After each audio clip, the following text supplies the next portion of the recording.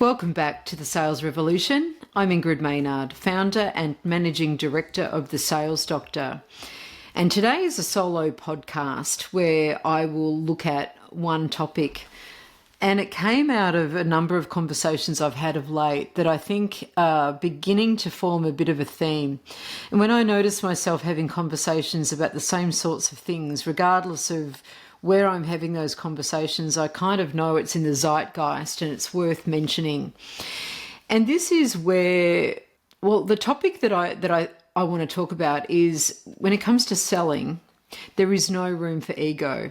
And for some of us, we might be thinking, well, aren't salespeople all about ego? And aren't salespeople egomaniacs?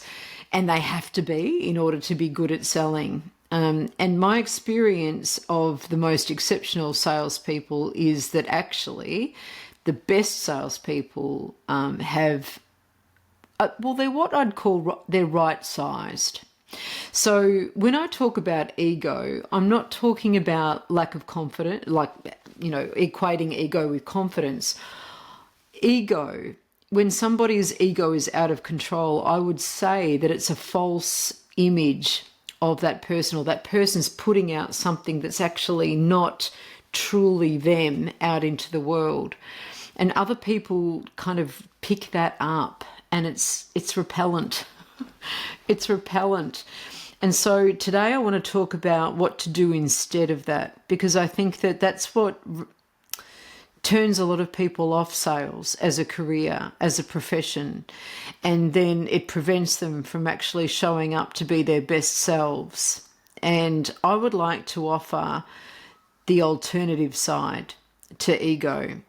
So when I talk about being right-sized, it's where there's a really healthy identification of strengths and weaknesses, and of being okay with both, being committed to working on those weaknesses, but also having a healthy appreciation that they exist in the first place, which is real. It's dealing with the truth. But also on the other side of that is recognizing where one's strengths are and playing to those strengths without being embarrassed by them, without having false sense of humility about those strengths, but actually using those in the service of being of service to other people, and in service of doing the job that I have to do to the best of my ability, and being proud to do that, but in a way that's not big noting. It's just a nice level.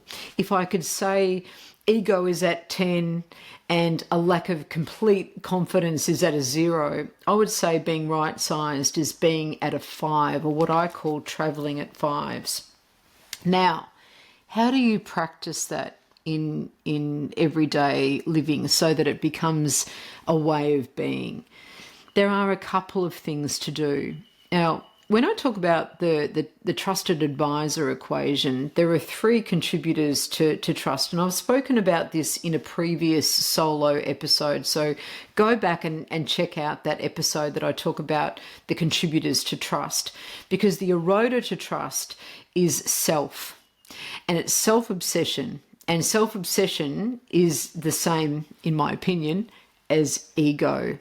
And we talk about self-obsession as either that false ego or that self-obsession of constantly thinking about oneself and what I'm not doing, what I lack, what I can't do, what other people think of me, which is that complete lack of self-confidence. They're both sides of the same coin, and neither of those does any service to our customers.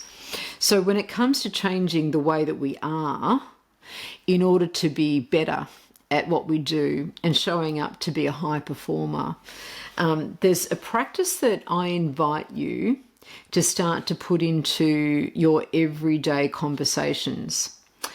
One of the skills that I teach is a skill called empathetic listening, and it's where we hold the space for another human to open up to us, to share their insights, share information, share their perspectives, share their experiences, share their hopes with us. And when we reach that, we also contribute to the trusted advisor piece, which is about intimacy, because we're allowing somebody to open up to us. But we have to create the space to do that first.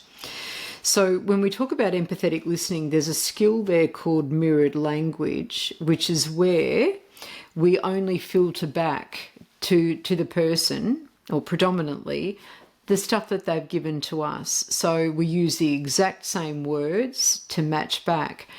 But the other thing that we do, it's not like we don't say anything or we don't ask questions. Of course we do. But one of the keys to empathetic listening, and one of the keys here to this skill of making sure that we're traveling at fives, is about making the other person the whole focus for that conversation. So here's a little game I invite you to play so that you can build this muscle and you can strengthen this discipline within yourselves. And that is, for as many conversations as you possibly can with friends, family, colleagues, work people, customers, suppliers, anyone in your ecosystem in a day, see how many conversations you can have where you really focus on the other person and don't bring yourself into that conversation, unless they invite you to do that. But then turn it back around as quickly as you can to then make it about the other person. See how much you can do that. I would suggest to you that it will create a greater level of awareness as to how much you probably do talk about yourself and bring everything back to yourself without meaning to, not necessarily in an egocentric way. It's just a habit that we've been taught, creates rapport. Sometimes it does, but it depends on how much we do that. Or it might be that we're so out of practice of really just holding the space for another human being and making them the focal point of the conversation, which is an act of giving. It's an act of showing up to be of service for another human being, that we need. It shows us, oh, we've got a long way to go there. Oh, I was about to lose interest there, or I was about to, talk about something that I wanted to talk about there, rather than what this, the topic was that the other person was talking about. If we do that every day, at least for a week, in every single conversation we have, not only will we build up a greater level of self-awareness as to where we sit within that and how much more work we've got to do, but it will start to really transform the relationships that we already have. It'll deepen them in a way that I think, and I will suggest to you, will be unexpected. It'll be delightfully unexpected.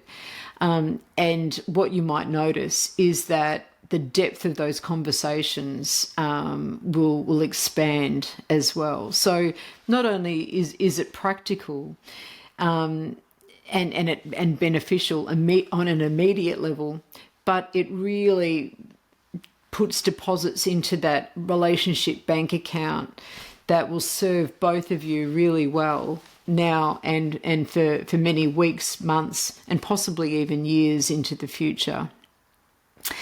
What I also invite you to do is to let me know if you partake in that challenge, and email me what you notice at admin@thesalesdoctor.com.au, because I would absolutely love to start a bit of a movement about being there for other people. And this might be the start to it, and then we might have a day or a week where we, as sales professionals, those of us in the business community, where we actually make it a practice to be there, to be of service, and to hold the space for other human beings in the conversations that we have. Wouldn't that be a marvellous thing? Anyway, people, I look forward to hearing your experiences.